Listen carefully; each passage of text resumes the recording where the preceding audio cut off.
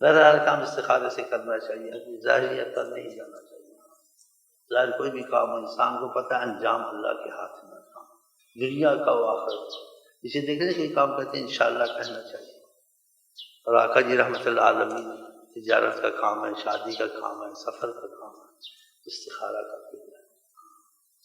استخارہ میں اللہ سے استخارہ کرتا میں تیرے حوالے کر دوں، چھوٹا استخارہ اللہم اغفر لی واغفر لی، یہ چھوٹا سا استخارہ 7 دفعہ کہہ لیں، بلکہ اس کو وظیفہ بنا لیں، اللہم اغفر لی واغفر لی، ہر نماز میں 7 دفعہ۔ جس کو چاہیے تو بھائیوں سے وہاں لے لیں، ہر نماز کے بعد پڑھ لے، جو بھی اس کے کام دنیا آخرت کی ہوں ساری کی نیت رکھ لیں، اور جس کام کی بہت ضروریت ہو اس کام کو زیادہ توجہ میں رکھ لیں۔